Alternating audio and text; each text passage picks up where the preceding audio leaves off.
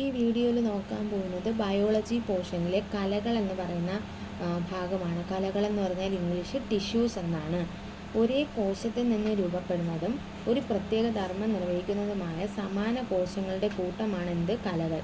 ഒരേ കോശത്തിൽ നിന്ന് രൂപപ്പെട്ടതും ഒരു പ്രത്യേക ധർമ്മം നിർവഹിക്കുന്നതുമായ സമാന കോശങ്ങളുടെ കൂട്ടമാണ് കലകൾ. അഥവാ ഇനി അടുത്ത് ജന്തുകലകൾ. എന്താണ് ജന്തുകലകൾ? ആവരണകല. അതിൽ നോക്കാം. ആദ്യം ആവരണകല. ശരീരത്തെ പൊതിഞ്ഞ് സംരക്ഷിക്കുന്നത് ആവരണകലയാണ്. അന്നപദത്തിൻ്റെ ഉൾഭിത്തിയിൽ ആവരണം ചെയ്തിരിക്കുന്നു. സംരക്ഷണം, ആഗീരണം, സ്രവങ്ങളുടെ ഉൽപാദനം എന്നീ ധർമ്മങ്ങൾ എന്ത് ചെയ്യുന്നുണ്ട്? നിർവഹിക്കുന്നുണ്ട്. അപ്പോൾ ശരീരത്തെ പൊതിഞ്ഞ് സംരക്ഷിക്കുന്നു, അന്നപദത്തിൻ്റെ ഉൾഭിത്തിയെ ആവരണം ചെയ്യുന്നു, സംരക്ഷണ, ആഗീരണം, സ്രവങ്ങളുടെ ഉൽപാദനം എന്നീ ധർമ്മങ്ങൾ എന്ത് ചെയ്യുന്നുണ്ട്? നിർവഹിക്കപ്പെടുന്നുണ്ട്. ഇനി നാഡീകല. എന്താണ് നാഡീകല? ശാരീരിക പ്രവർത്തനങ്ങൾ നിയന്ത്രിക്കുകയും ഏകോപിപ്പിക്കുകയും ചെയ്യുന്നതിനെയാണ് നമ്മൾ എന്ത് വിളിക്കുന്നത്? നാഡീകല എന്ന് പറയുന്നത്. ശരീരത്തിനകത്തും പുറത്തും ഉണ്ടാകുന്ന മാറ്റങ്ങൾ തിരിച്ചറിഞ്ഞ് പ്രതികരിക്കാൻ സഹായിക്കുന്നു. അപ്പോൾ നാഡീകല എന്ത് ചെയ്യുന്നുണ്ട്? ശരീരത്തിനകത്തും പുറത്തും നടക്കുന്ന മാറ്റങ്ങളെ തിരിച്ചറിഞ്ഞ് പ്രതികരിക്കാൻ എന്ത് ചെയ്യുന്നുണ്ട്? സഹായിക്കുന്നുണ്ട്. അടുത്ത എന്താണ് പേശീകല എന്ന് നോക്കാം. എന്താണ്? മസ്കുലർ ടിഷ്യൂ ആണ് പേശീകല. സങ്കോചിക്കാനും പൂർവ്വസ്ഥിതി പ്രാപിക്കാനും കഴിവുള്ള കോശങ്ങളാണ് ഏത്? പേശികല. സങ്കോചിക്കാനും പൂർവ്വസ്ഥിതി പ്രാപിക്കാനും കഴിവുള്ള കോശങ്ങൾ. സങ്കോചിക്കാനും പൂർവ്വസ്ഥിതി പ്രാപിക്കാനുമുള്ള കഴിവുള്ള കോശങ്ങളാണ് പേശീകല. ശരീരചലനം സാധ്യമാക്കുന്നത് പേശീകലയാണ്. എന്താണ്? ശരീരചലനം സാധ്യമാക്കുന്നത് പേശീകലയാണ്. അടുത്ത എന്താണ്? യോജകകല. മറ്റു കലകളെ പരസ്പരം ബന്ധിപ്പിക്കുകയോ അവയ്ക്ക് താങ്ങായി പ്രവർത്തിക്കുകയോ ചെയ്യുന്നതാണ് യോജകകലകൾ. മറ്റ് കലകൾക്ക് പരസ്പരം ബന്ധിപ്പിക്കുകയോ അവയ്ക്ക് താങ്ങായി വർത്തിക്കുകയോ ചെയ്യുന്ന കലകളാണ് യോജക കലകൾ. ഇതിന് ഉദാഹരണം എന്താ? അസ്ഥി, തരുണാസ്ഥി, നാരുകല, രക്തം തുടങ്ങിയവയൊക്കെ യോജക കലകൾക്ക് ഉദാഹരണമാണ്. അപ്പോൾ യോജക കലകൾക്ക് ഉദാഹരണമാണ് അസ്ഥി, തരുണാസ്ഥി, നാരുകല, രക്തം എന്നിവ. അസ്ഥി, തരുണാസ്ഥി, നാരുകല, രക്തം എന്നിവ എന്തിന് ഉദാഹരണമാണ്? യോജക കലകൾക്ക് ഉദാഹരണമാണ്. ശരീരത്തിന് താങ്ങും സംരക്ഷണവും ആകൃതിയും നൽകുന്ന യോജക കലകളാണ് അസ്ഥിയും തരുണാസ്ഥിയും. അപ്പോൾ ശരീരത്തിന് എന്ത് ചെയ്യുന്നുണ്ട്? താങ്ങും സംരക്ഷണവും ആകൃതിയും ഒക്കെ എന്ത് ചെയ്യുന്നുണ്ട്? ഈ യോജക കലകൾ നൽകുന്നുണ്ട്. ശരീരത്തിൻ്റെ ചലനത്തിന് സഹായിക്കുന്ന യോജക കലകളാണ് അസ്ഥിയും തരുണാസ്ഥിയും. ശരീരത്തിൻ്റെ ചലനത്തിന് സഹായിക്കുന്ന യോജക കലകളാണ് അസ്ഥിയും തരുണാസ്ഥിയും. ഇതര കലകളെ ബന്ധിപ്പിക്കുന്ന യോജക കലയാണ് നാരുകല. ഇതര കലകളെ ബന്ധിപ്പിക്കുന്ന യോജക കലയാണ് എന്തെന്ന് വിളിക്കുന്നത്? നാരുകല എന്ന് പറയുന്നത്. അവയാണ് എന്ത്? നാരുകല. എന്താണ്? നാരുകല. ശ്വസനവാതകങ്ങളുടെയും പോഷകങ്ങളുടെയും സംവഹനം, രോഗപ്രതിരോധം മുതലായ ധർമ്മങ്ങൾ നിർവഹിക്കുന്നതാരാണ്? രക്തമാണ് അല്ലേ? എന്താണ്? ശ്വസനവാതകങ്ങളുടെയും പോഷകങ്ങളുടെയും സംവഹനം, രോഗപ്രതിരോധം മുതലായ ധർമ്മങ്ങൾ നിർവഹിക്കുന്നതാരാണ്? രക്തമാണ്. പേശികളെ അസ്ഥിയുമായി ബന്ധിപ്പിക്കുന്ന യോജക കലയാണ് എന്ത്? ഡെൻഡനുകൾ. വളരെ ഇമ്പോർട്ടൻ്റ് ആണ്. പേശികളെ അസ്ഥിയുമായി ബന്ധിപ്പിക്കുന്ന യോജക കലയാണ് എന്ത് വിളിക്കുന്നത്? ഡെൻഡനുകൾ. എന്താണ്? ഡെൻഡനുകൾ. അസ്ഥികളെ പരസ്പരം യോജിപ്പിക്കുന്ന യോജക കലയാണ് എന്ത്? സ്നായുക്കൾ. അപ്പോൾ അസ്ഥികളെ പരസ്പരം ബന്ധിപ്പിക്കുന്നതാണെങ്കിൽ അത് സ്നായുക്കളും, പേശികളെ പരസ്പരം ബന്ധിപ്പിക്കുന്ന യോജക കലയാണെങ്കിൽ അത് ടെൻഡനുകളുമാണ്. കണ്ണുകളെയും വൃക്കകളെയും തൽസ്ഥാനത്ത് ഉറപ്പിച്ച് നിർത്തുന്നത് നാരുകലയാണ്. അപ്പോൾ എന്താണ്? കണ്ണിനെയും വൃക്കയെയൊക്കെ അതിൻ്റെ സ്ഥാനത്ത് ഉറപ്പിച്ച് നിർത്തുന്നത് നാരുകലയാണ്. ശരീരത്തിലെ ഏറ്റവും കൂടുതൽ കാണപ്പെടുന്നതും ഏറ്റവും വൈവിധ്യമാർന്നതുമായ കലകളാണ് യോജക കലകൾ. ശരീരത്തിൽ ഏറ്റവും കൂടുതൽ കാണപ്പെടുന്നതും ഏറ്റവും വൈവിധ്യമാർന്നതുമായ കലകളാണ് എന്ത് പറയുന്നത്? യോജക കലകൾ എന്ന് പറയുന്നത്. അപ്പോൾ ശരീരത്തിൽ ഏറ്റവും കൂടുതൽ കാണപ്പെടുന്നതും ഏറ്റവും വൈവിധ്യമാർന്നതുമായ കലകളാണ് എന്ത്? യോജക കലകൾ എന്ന് പറയുന്നത്. മനുഷ്യ ശരീരത്തിൽ ഏറ്റവും വലിയ കോശം ഏതാ?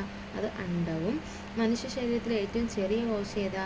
അത് പുംബീജവുമാണ്. മറന്നു പോകരുത്. അടുത്ത് സസ്യകലകൾ. സസ്യത്തിൻ്റെ കാണ്ഡത്തിൻ്റെയും വേരിൻ്റെയും അഗ്രസ്ഥാനങ്ങളിൽ കാണപ്പെടുന്നതാണ് മെരിസ്റ്റമിക കോശങ്ങൾ. സസ്യത്തിൻ്റെ കാണ്ഡത്തിൻ്റെയും വേരിൻ്റെയും അഗ്രഭാഗങ്ങളിൽ കാണപ്പെടുന്നതാണ് എന്ത്? മെരിസ്റ്റമിക കോശങ്ങൾ. മെരിസ്റ്റമിക കോശങ്ങളുടെ ത്വരിതഗതിയിലുള്ള വിഭജനം സസ്യ വളർച്ചയ്ക്ക് എന്ത് ചെയ്യുന്നുണ്ട്, സഹായിക്കുന്നുണ്ട്. മെരിസ്റ്റമിക കോശങ്ങളുടെ ത്വരിതഗതിയിലുള്ള വിഭജനം സസ്യ വളർച്ചയ്ക്ക് എന്ത് ചെയ്യുന്നുണ്ട്, കാരണമാകുന്നു. മെരിസ്റ്റമിക കലകളിൽ നിന്ന് വിവിധ ഇന സസ്യകലങ്ങൾ എന്ത് ചെയ്യുന്നുണ്ട്, രൂപപ്പെടുന്നത്. മെരിസ്റ്റമിക കലകളിൽ നിന്നാണ് വിവിധ ഇനം സസ്യകലകൾ എന്ത് ചെയ്യുന്നത്, രൂപപ്പെടുന്നത്.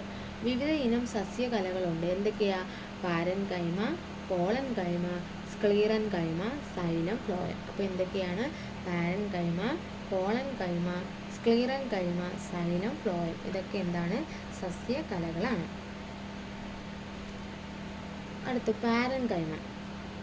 ഏറ്റവും ലഘുഘടനയുള്ള കോശങ്ങളാണ് പാരൻകൈമ. അപ്പോൾ എന്താണ് പാരൻകൈമ? ഏറ്റവും ലഘുഘടനയുള്ള കോശങ്ങളാണ്. വളരെ മൃദുവും ലഘു ആയിട്ടുള്ള ഘടനയാണ് ഇത് സസ്യഭാഗങ്ങളിലാണ് കാണപ്പെടുന്നത്. പ്രകാശ സംശ്ലേഷണത്തിനും ആഹാര സമ്പാദനത്തിനും ഇതെന്ത് ചെയ്യുന്നുണ്ട്, ഈ പാരൻകൈമ സഹായിക്കുന്നുണ്ട്. എന്താണ്? പ്രകാശ സംശ്ലേഷണത്തിനും ആഹാര സംഭരണത്തിനും എന്ത് ചെയ്യുന്നുണ്ട്, ഈ പാരൻകൈമ സഹായിക്കുന്നു. ക്ലോറൻകൈമ, എയ്റൻകൈമ എന്നിവ സവിശേഷ ഇനം പാരൻകൈമ കോശങ്ങളാണ്. അപ്പോൾ എന്താണ്? പോളൻകൈമയും എയ്റൻകൈമയും, പോളൻകൈമയും എയ്റൻകൈമയും എന്താണ്, പാരൻകൈമ കോശങ്ങളാണ്. പോളൻകൈമയും എയ്റൻകൈമയും എന്തെന്ന്, ഈ പാരൻകൈമകളുടെ കോശങ്ങളാണ്. ഇനി കോളൻകൈമ എന്താണെന്ന് നോക്കാം. കോശഭിത്തികളുടെ മൂലകളിൽ മാത്രം കട്ടിയുള്ള തരം കോശങ്ങൾ. ഓക്കെ, കോശഭിത്തിയുടെ മൂലകളിൽ മാത്രം കട്ടിയുള്ള തരം കോശങ്ങളാണ് എന്ത് വിളിക്കുന്നത്, കോളൻകൈമ. സസ്യഭാഗങ്ങൾക്ക് വഴക്കവും താങ്ങും ഒക്കെ നൽകുന്നത് ആദ്യം ഈ കോളൻകൈമയാണ്. കോളൻകൈമ എന്ന് പറഞ്ഞാൽ കുറച്ച് കട്ടി കൂടിയ ഭാഗങ്ങൾ. കാരണം വളരെ മൃദു ലഘുവാണ്. പ്രകാശ സംശ്ലേഷണത്തിന് ആഹാര സമ്പാദനത്തിന് സഹായിക്കുന്നു. അടുത്ത സ്ക്ലീറൻകൈമ. കോശഭിത്തിയുടെ എല്ലാ ഭാഗവും ഒരുപോലെ കട്ടി കൂടുക. മറ്റ് പോളൻകൈമ എന്ന് പറഞ്ഞാൽ പോള, അതായത് ഓരോരോ ഭാഗങ്ങളിൽ മൂലകളിൽ മാത്രം എന്ത് ചെയ്യുന്നു, കട്ടി കൂടിയത്. ഈ സ്ക്ലീറൻകൈമ എന്ന് പറയുമ്പോൾ എല്ലാ ഭാഗങ്ങളും ഒരുപോലെ കട്ടി കൂടിയ ഭാഗങ്ങളാണ് സ്ക്ലീറൻകൈമ.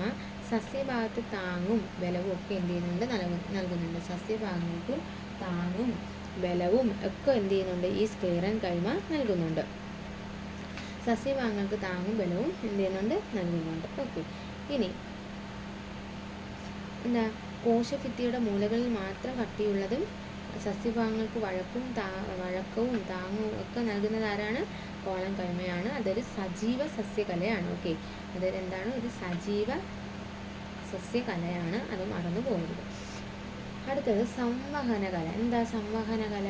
സസ്യങ്ങളിൽ വേര് ആഗിരണം ചെയ്യുന്ന ജലവും ലവണങ്ങളും ഇലകളിൽ നിർമ്മിക്കപ്പെടുന്ന ആഹാരം വിവിധ ഭാഗങ്ങളിലേക്ക് സംവഹനം ചെയ്യുന്നതാണ് സംവഹനകല.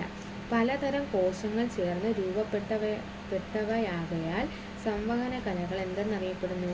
സങ്കീർണ കലകൾ. എന്താണ്? സങ്കീർണ കലകൾ എന്ത് ചെയ്യുന്നുണ്ട്, അറിയപ്പെടുന്നുണ്ട്. ഓക്കെ, അടുത്തത് അതിൽ വരുന്ന രണ്ടെണ്ണമാണ് എന്തൊക്കെ? സൈലവും ഫ്ലോയവും. സൈലം നോക്കാം. എന്താ സൈലം? നീണ്ട കോശങ്ങൾ ചേർന്ന് കുഴലുകളായി രൂപപ്പെട്ടു. നീണ്ട കോശങ്ങൾ ചേർന്ന് കുഴലുകളായി രൂപപ്പെട്ടതാണ് എന്ത്? സൈലം. Okay, xylem. നീണ്ട കോശങ്ങൾ ചേർന്ന് എന്ത് ചെയ്യുന്നുണ്ട്? സൈലം എന്ന് പറഞ്ഞാൽ നീണ്ട കോശങ്ങൾ ചേർന്ന് കുഴലുകളായിട്ട് കാണപ്പെടുന്നതാണ് സൈലം. വേര് ആഗിരണം ചെയ്യുന്ന ജലവും ലവണവും ഇലകളിൽ എത്തുന്ന കലകൾ എന്താണ്? സൈലമാണ്. എന്താണ്? വേര് ആഗിരണം ചെയ്യുന്ന ജലവും ലവണങ്ങളൊക്കെ എവിടെ എത്തിക്കുന്നത്? സൈലത്തിൽ എത്തിക്കുന്നത്. ഇലകളിലേക്ക് എത്തിക്കുന്നത് ആരാണ്? സൈലമാണ്. സൈലം എന്താണ്? ദൃഢമായ കോശഭിത്തിയുള്ള കോശങ്ങളായതിനാൽ സസ്യങ്ങൾക്ക് താങ്ങും ബലവും എന്ത് ചെയ്യുന്നത്? വളരെ ദൃഢമാണ് ഇവയുടെ കോശഭിത്തി. അതുകൊണ്ട് താങ്ങും ബലവും ഒക്കെ എന്ത് ചെയ്യുന്നുണ്ട്? നൽകുന്നുണ്ട്. അടുത്തത് ഫ്ലോയ. കുഴലുകളായി രൂപപ്പെട്ട പരസ്പര ബന്ധിത കോശങ്ങൾ ചേർന്നതാണ് ഫ്ലോയ. കുഴലുകളായി രൂപപ്പെട്ട പരസ്പര ബന്ധിത കോശങ്ങൾ ചേർന്നതാണ് ഫ്ലോയ. അപ്പോൾ എന്താണ് ഫ്ലോയ? കുഴലുകളായി രൂപപ്പെട്ട പരസ്പര ബന്ധിത കോശങ്ങൾ ചേർന്നതാണ് എന്ത്? കുഴലുകളായി രൂപപ്പെട്ട പരസ്പര ബന്ധിത കോശങ്ങളാണ് ഫ്ലോയം. ഇലകളിൽ തയ്യാറാക്കിയ ആഹാരം സസ്യത്തിൻ്റെ വിവിധ ഭാഗങ്ങളിലേക്ക് എത്തിക്കുന്നത്. ഇലകളിൽ തയ്യാറാക്കിയ ഇത് എന്ത് ചെയ്യുന്നത്? സസ്യത്തിൻ്റെ വിവിധ ഭാഗങ്ങളിലേക്ക് എത്തിക്കുന്നത് ആരാണ്? അത് ഫ്ലോയമാണ്. അപ്പോൾ കുഴലുകളായി രൂപപ്പെട്ട് പരസ്പരം ബന്ധിക്കപ്പെട്ടിരിക്കുന്നതാണ് ഫ്ലോയം. ഇലകളിൽ തയ്യാറാക്കിയ ആഹാരത്തെ സസ്യത്തിൻ്റെ മറ്റു ഭാഗങ്ങളിലേക്ക് എത്തിക്കുന്നത് ആരാണ്? അത് ഫ്ലോയം ആണ്. ഓക്കെ, അപ്പോൾ നമ്മളിതിൽ പഠിക്കേണ്ടത് ആറ്റങ്ങൾ ചേർന്നാണ് തന്മാത്ര, തന്മാത്രകൾ ചേർന്ന് കോശാംഗം, കോശാംഗങ്ങൾ ചേർന്ന് കോശം, കോശങ്ങൾ ചേർന്ന് കലകൾ, കലകൾ ചേർന്നാണ് അവയവങ്ങൾ, അവയവങ്ങൾ ചേർന്ന് അവയവ വ്യവസ്ഥ, അവയവ വ്യവസ്ഥ ചേർന്ന് ഒരു ജീവി ഉണ്ടാകുന്നത്. ഇതാണ് ആ ഒരു ഫ്ലോ ചാർട്ട് എന്ന് പറയുന്നത്. ഓക്കെ.